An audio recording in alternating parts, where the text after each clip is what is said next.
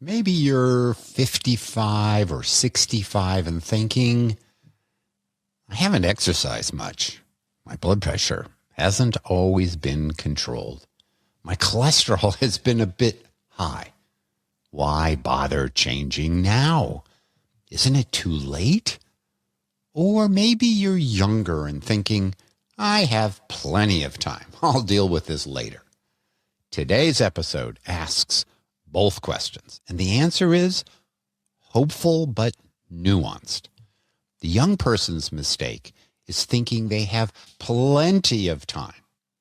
The older person's mistake is thinking their time no longer matters. The science says both are wrong.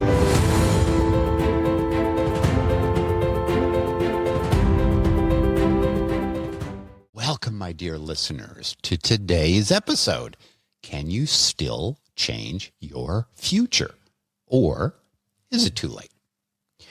I'd like to start with a personal update, which directly relates to today's discussion. In a recent episode on stress, I talked about the technique of EMDR for anxiety.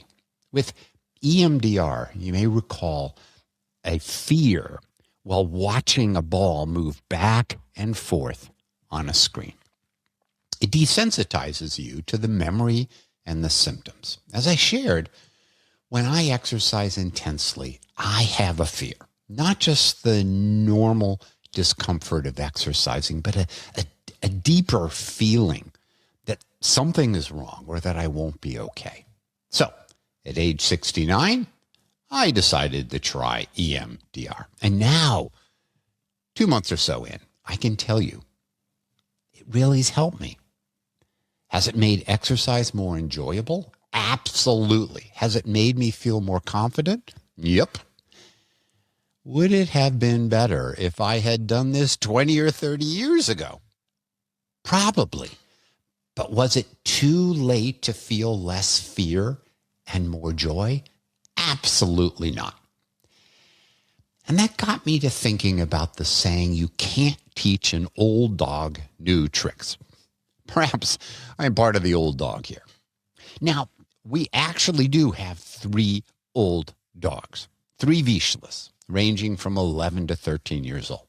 And I'm not entirely sure they want to learn the new tricks I want to teach them. Sit, stay, come.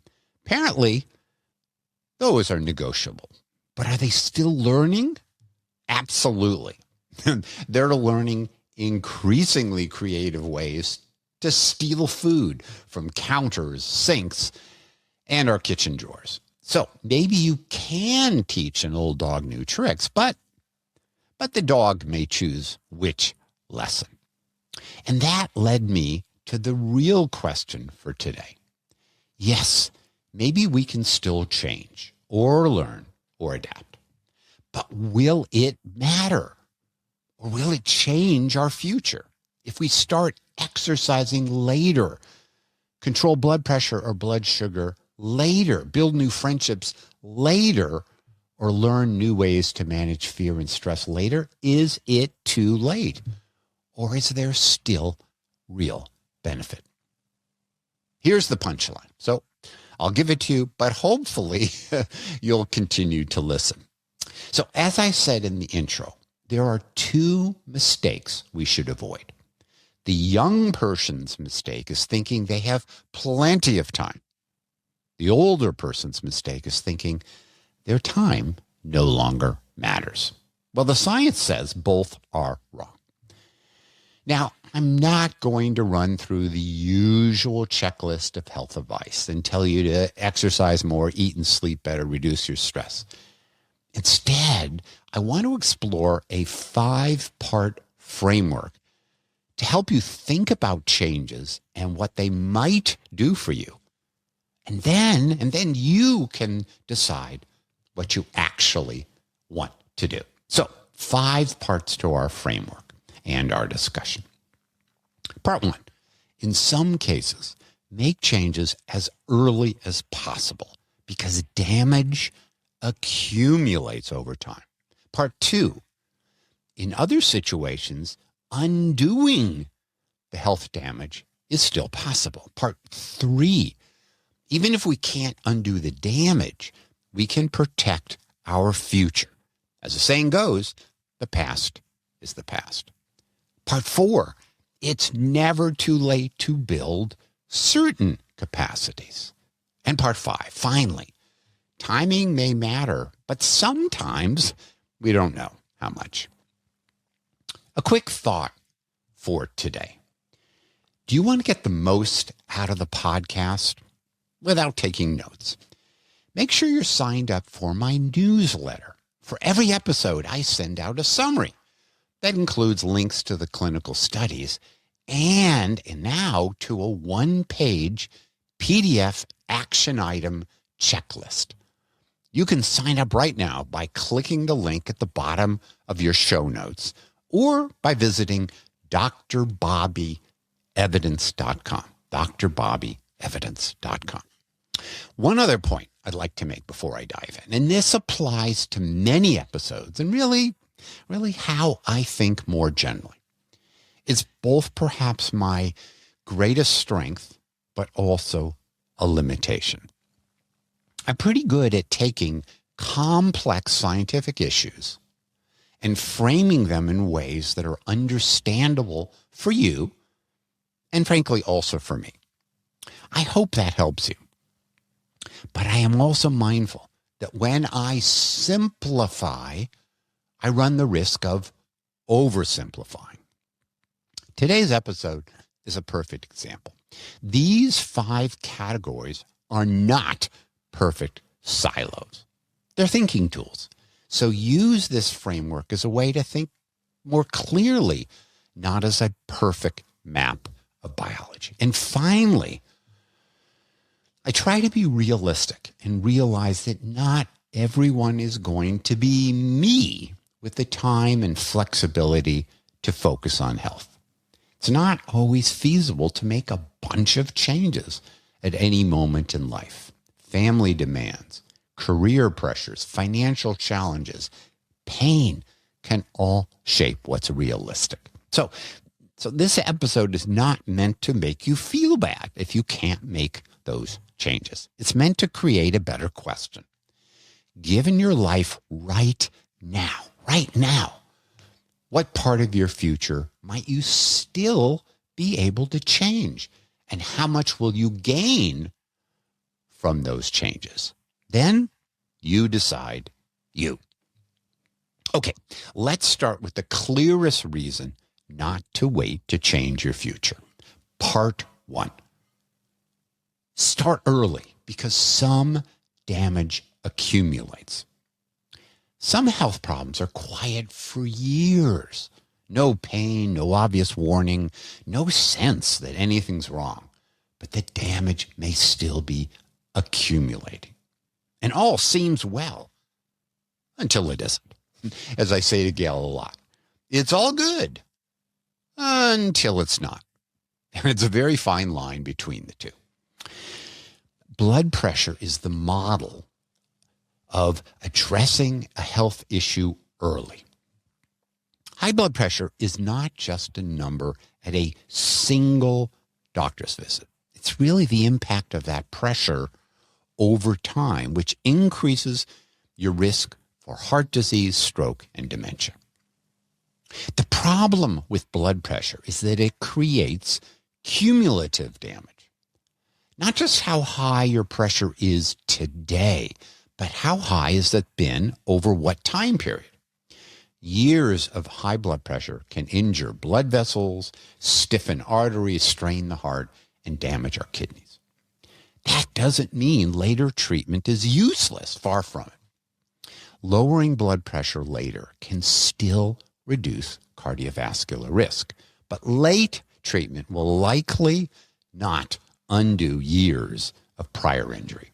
That's the crucial distinction. For younger listeners, the message is not, I'll deal with my blood pressure someday. The message should be, my arteries are keeping score now. I should do something today. For older listeners, the message is not, I waited too long, So why bother? The message is, I may not erase the past, but I can still reduce what happens next. As always, does the evidence support this approach? Yes. In an interesting study, researchers followed 3,600 young adults for 15 years and measured their blood pressure over those years and looked at how likely those folks were to develop heart disease. What they found is what you might expect. The folks at greatest risk were those who had high blood pressure for the most years. So the damage was cumulative. And because it's cumulative, getting it under control earlier in life is better. Here's another illness, a more subtle one, and one that isn't talked about enough, that follows the same general pattern: glaucoma, or elevated pressure in your eyeballs that can lead to optic nerve damage and blindness. Unfortunately, it's silent, and unless you test for it, you won't know until it's too late. Like blood pressure, studies have shown that treating it earlier is a lot better than waiting. See your eye doctor, get your eye pressure measured, and start early if there's something to treat. All right, damage may have already started, but part two, repair is possible for some things. Here's some good news. Some changes don't just slow future damage. They may undo at least some of the damage that has built up over time. Not perfectly or completely, but meaningfully. Let's talk about smoking. Now, smoking isn't interesting here because we need yet another reminder that smoking is harmful and causes lung cancer. And few of you likely smoke. It is not that quitting erases the past. Smoking is a great starting point since the evidence is pretty clear. And that evidence shows that quitting reduces some of the lung cancer risk. In a systematic review of 26 studies, the researchers found that stopping smoking reduced the risk of lung cancer for each 5 years since quitting. Quitting 10 years ago was better than continuing to smoke. 15 years of quitting beat 10 and 20 beat 15. So the body can repair some of that risk or damage. But I don't want to oversell it. Even quitting for 25 years still leaves us at significantly increased risk of cancer. Here's another example where repair is possible for our heart.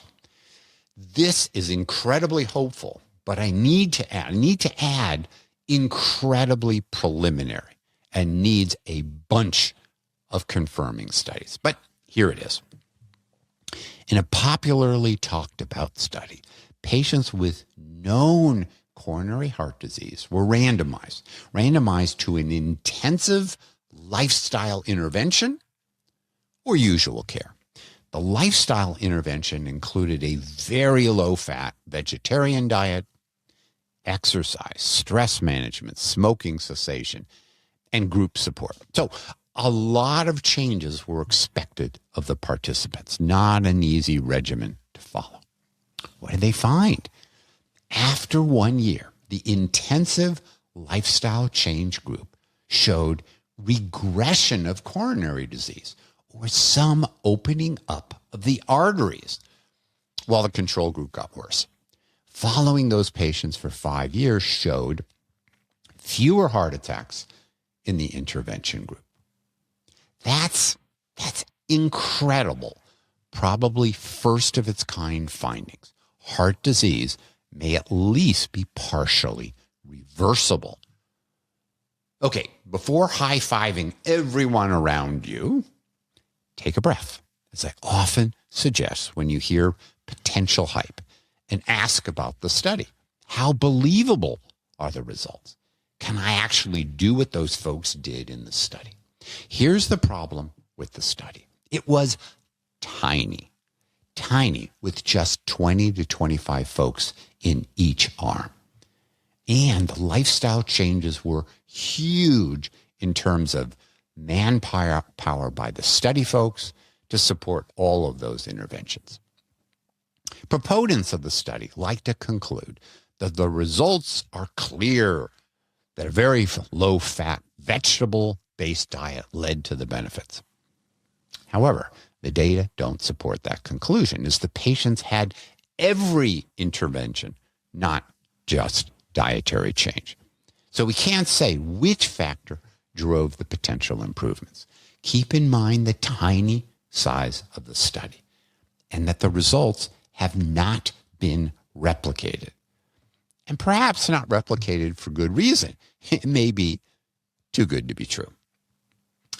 And asking folks to make that many changes at one time is a monumental effort by the study folks and the folks in the study. My take? You can reverse some disease, and smoking cessation is the poster child. For heart disease, the study was really interesting, but not definitive, at least until it's repeated in a much larger way. Okay, part 3, protecting the future. The past is the past. Although we'd like to believe that all damage can be reversed, that's not likely. But you can still reduce future damage. Blood sugar is an example. In a study, lifestyle changes reduce the likelihood of diabetes by 58% overall and by 71% among participants age 60 and older. That is a great, not too late finding. But once diabetes is established, the timing question changes. Now, treating earlier is a lot better than waiting. So any damage that might have been done can't be reversed, but we can limit future diabetes complications. In the UK PDS study, researchers followed newly diagnosed diabetics to see whether early glucose control had lasting effects. What they found was important. Starting treatment as early as possible reduced many key problems of diabetes, especially in the eyes, the nerves, and the kidneys. The past may be the past, but tomorrow's problems aren't inevitable. Part 4. It's never too late to build certain capabilities. Some changes don't repair old damage or slow future ones, but they can create new capabilities and possibilities. And it's never too late. Let's take exercise. You're not just exercising for today. You're training the future you. Starting exercise at 60, 70, or even later may not give you the body you would have had if you had started at 30. But it can still improve blood pressure, mood, sleep, balance, and mortality risk. And strength training is the perfect example. Older muscles still respond, even really older muscles. Of course, it's not about becoming a bodybuilder. It's about being able to lift a suitcase, recover from a stumble, hike, get off the floor, or play with grandchildren as you get older, remain independent longer. Here's an optimistic study. Researchers measured strength and walking speed in 90-year-old and older folks, some up to 96. Then they began a strength training program with those old individuals. What did they find? Amazingly, strength gains average 174%, and walking speed improved 48%. Wow. I thought perhaps 10% gains might be possible, but these amounts were huge. Now, we don't know if those folks live longer or were more mobile or happier, but the study clearly shows that it's never too late to build muscle capacity. Part 5. Timing may matter, but sometimes we don't know how much. There are a few areas that we know improve our health. It just isn't clear how timing plays into it. Do we need to start young, or can we have similar benefits even if we start later? As I discussed in an early episode, social connections may be one of the most important determinants of a good life. The Harvard study of adult development showed that relationships in midlife are strongly connected with later health and happiness. Now, that's a powerful message for younger and middle-aged listeners. Don't wait until you're lonely to build connection. But here's the uncertainty. If someone is lonely at 70 and builds new relationships, then how much does that improve long-term disease risk or longevity? We don't really know. We'd likely be happier. It may improve our health, but the timing and amount of benefit aren't as clear as they are for blood pressure, smoking, or exercise. Similarly for sauna, folks who take saunas have lower risk of heart disease and stroke and cognitive decline. Listen to my earlier episode if you want details. But we don't know whether those benefits require a lifelong use of them, as many folks do in Finland, or whether starting later brings lots of benefits as well. So how should we think about social relationships and sauna? You can start earlier in life, great. If it's later in life, perhaps make your decision based upon whether those activities are truly enjoyable for you, unrelated to long-term benefits. Let's wrap up. So, can you change your future? Yes. But the answer depends upon what kind of changes we're talking about. Some choices are best started early because risk accumulates and benefits grow. Some choices can undo risk, at least partly. Some choices may not erase the past, but they can protect tomorrow. And some choices are never too late. And for some choices, the honest answer is timing may matter, but we don't yet know how much. Let's come back to where we started. At age 69, I tried something new, EMDR for exercise-related fear. Would it have been better if I had addressed it decades ago? Probably. But has it helped me now? Absolutely. So maybe the final question isn't simply, did I do everything right before now? The answer for most of us is probably no. The better question is, what part of my future can I still change from here? If you're younger, please don't conclude, great, I can wait.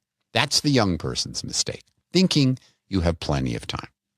If you're older, please don't conclude, I miss my chance. That's the older person's mistake, thinking your time no longer matters. The science says both are wrong. Earlier is better, later is not too late, and joy is not something we age out of. So I'll leave you with this. What change might you make?